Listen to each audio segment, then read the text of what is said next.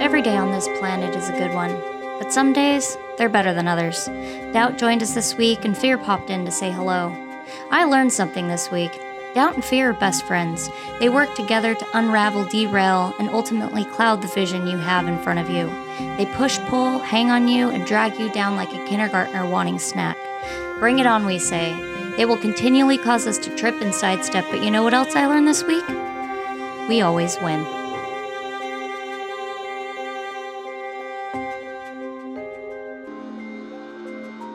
I'm Brooke, and this is Brayden. We have 2 kids and 2 dogs, Rooney, Penn, Fraser, and Captain. At 75 tons and 55 feet long, our home is different. With time being non-renewable and our home being, well, movable, around the world we go as we roam to know. Welcome aboard, Mermaid Monster.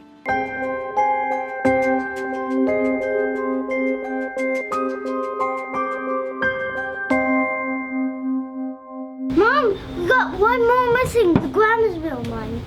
There's one in Grandma's room, Yeah, you sure? Yeah. Okay, I heard her awake, so go up there and go tell her that we need the fire extinguisher.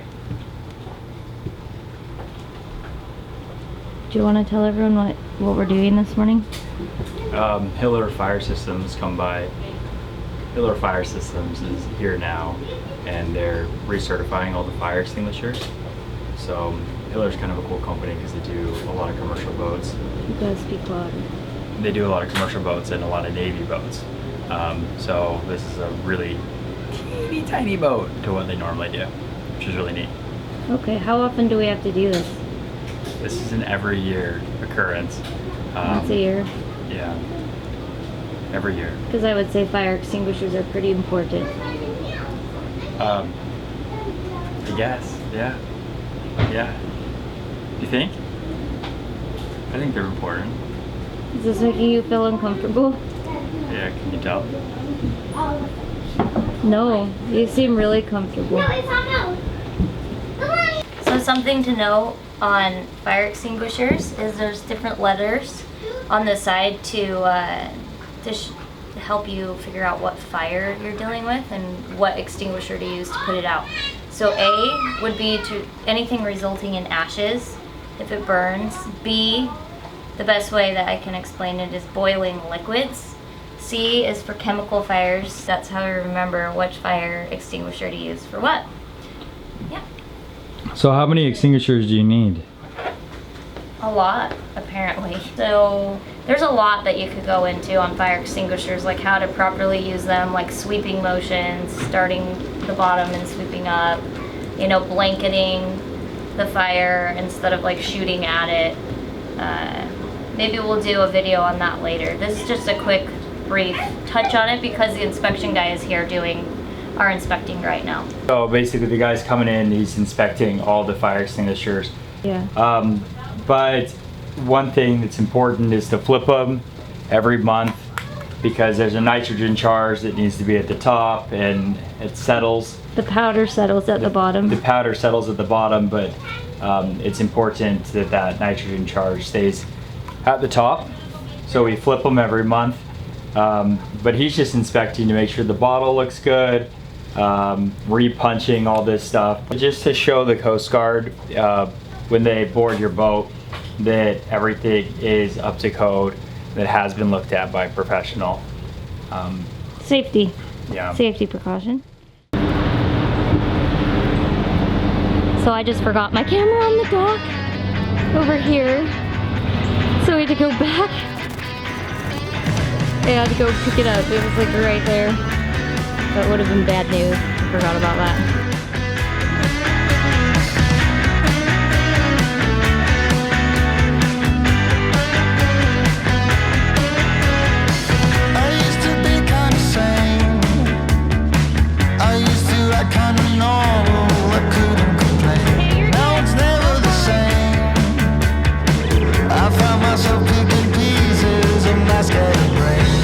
What you've done to me, my insanity.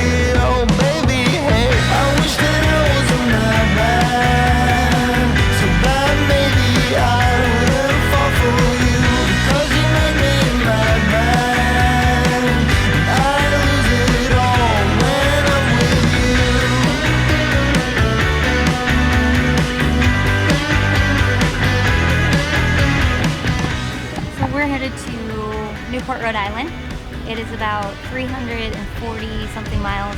I thought it was 383. Braden's saying it's 340. So we'll see what it actually is. Should be a nice run. Smooth, a little breezy, nothing crazy.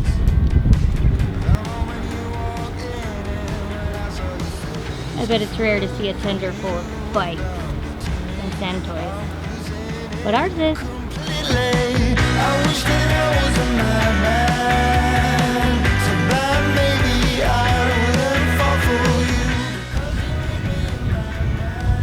It's like a lake out here.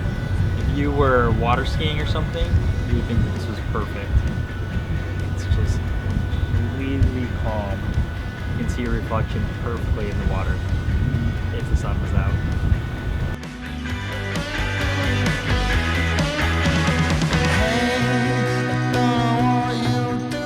We are on our way to Atlantic City, but we might end up going farther. We're either Atlantic City, New York City, or Block Island. We're kind of hoping to skip everything and go to Block Island, but it really just depends on how everyone feels. But with water like this, I think we're going to Block Island. It'll take us about 2 days. We're leaving from Norfolk, and we could be at Block Island in just a little bit. But we want to take advantage of all this. There's some stray lightning storms tonight, which kind of freaks everyone out a little bit, but I don't think we're gonna get anything. There's nothing on the radar. Everything looks perfect. So wish us luck. Block Island in a couple days.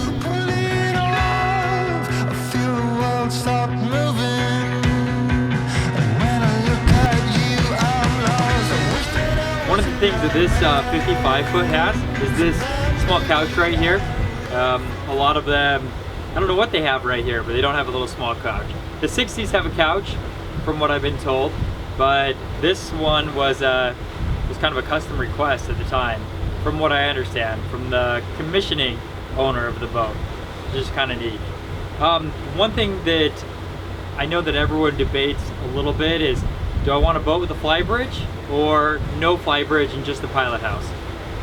Because we have controls up here, we have a set of docking stations on the stern, and a set of docking stations on the Portuguese bridge right up here on the starboard side. It's an additional set of electronics up here. We have one Furuno screen that can toggle between any of our screens downstairs, and we have a separate Furuno navnet, but we normally use the time zero from the computer that's downstairs, and the mouse reaches that computer and it works out really good.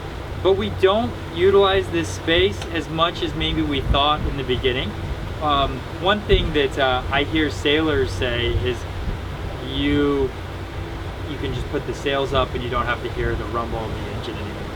You know what, honestly, I don't really hear the engine that much inside the pilot house. You hear a lot of the mic, a lot of the video that we do when we're underway with the pilot house, and you'll notice you don't really hear the engine very much at all. The engine on the boat is very, very quiet. Last night there was a really bad thunder lightning storm. You didn't hear it very much. You don't hear the pitter patter of the rain. It really is insulated quite a bit, which makes it nice. It makes you feel a lot safer. But as you can see, it's almost sunset. Sunset's that way, unfortunately, but it's a beautiful night. I think it feels like it's around like 75 or something, which is a lot nicer than the 95 that we've been having every day. So as long as we get weather like this is going to be a really nice cruise.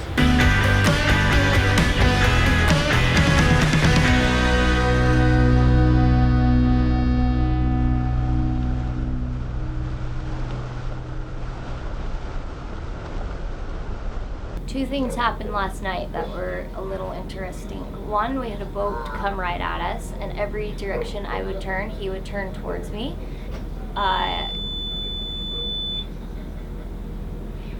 doesn't sound good. Hold on. Anyway, he followed me and... What?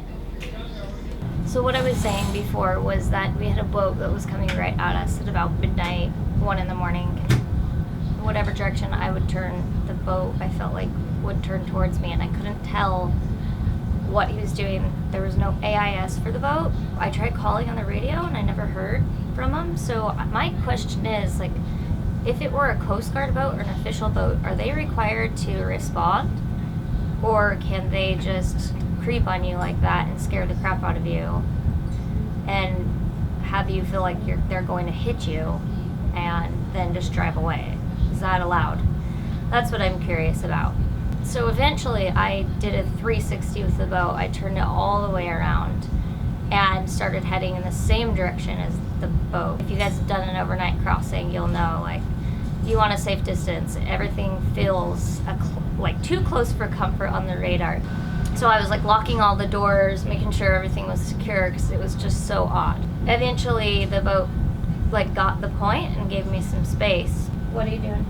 What's wrong? What am I doing? So Braden got stung by a jellyfish in the water, and now he's really mad at me for having him. I needed him to check the prop. I'm not mad, but Yeah, you there's are. nothing down there. Show him your sting. I don't And know. you cannot see it. I'm gonna show everyone your sting because it's crazy. Oh, it's like a band of red dots around his whole arm. It's really strange. Is that you scratching or is that a sting? No, I didn't scratch anything. What? That's weird. Right now, I'm just Googling how to fix everything. How to fix our engine, because we're running off one engine right now. We're going 6.7 knots, so it's gonna take us a while to get there. Yeah, so our engine, as I was saying, kind of just like died, but I didn't know it had shut off. It was in the middle of the night and there was the boat following us. And pretty much, what have you had to do? What did you have to do so far? So we're just cleaning the injectors on there. Yeah, we really want to make it to Newport with the conditions like now. We don't feel safe driving without that backup engine. So. All right, wish us luck. So our port engine was dead. It stalled and we didn't know why. We limped into Atlantic City around 11 p.m. Our first attempt to enter the marina failed due to the extremely strong current. Braden wanted a second attempt and I told him no. It would fail and we needed to rest.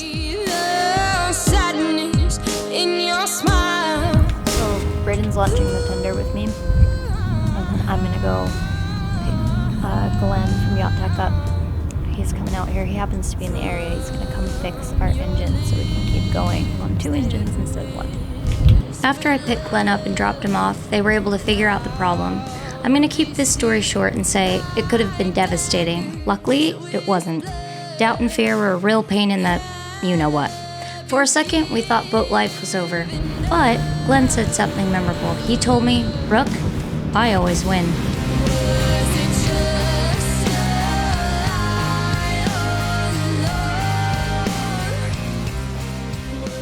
So even Boat Ninja Glenn could not get the boat around that corner because of the current.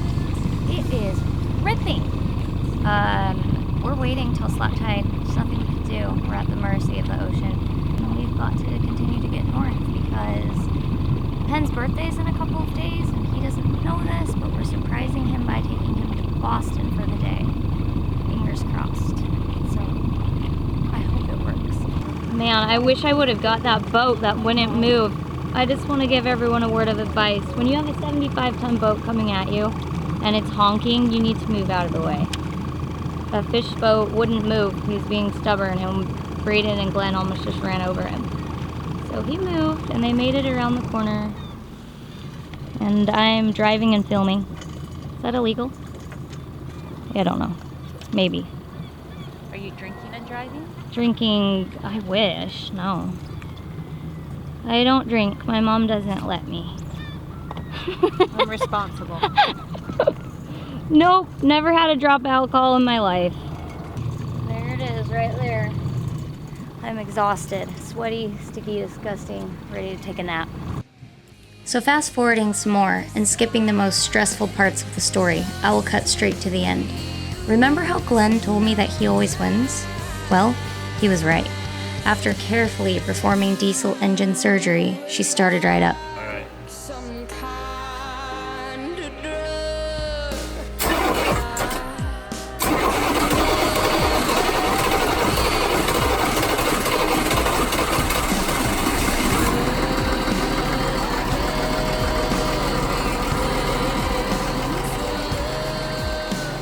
Okay. What else did we do? You did it. You made it. What else did we do? I'm just recapping this. Glenn The fuel. fixed it What else with Brayden. And they brought the boat up from Atlantic City. What else was exciting that happened? Did you see any sea life? We saw dolphins blowing and jumping last night. We saw Glenn did. numerous big giant freighters coming into Ambrose approaches. Oh, cool. Anyway, these guys are tired. Glenn's gonna head Let's go. Let's home. get you to the airport. Thank you so much, Glenn. Okay. Thank cheer you. up, All right, guys. All right. It was a rough few days, and Brayden was really bummed he missed Penn's Boston birthday. But you know what? This is boat life. It's not for the weak. So doubt and fear, you better run, because like Glenn says, we always win.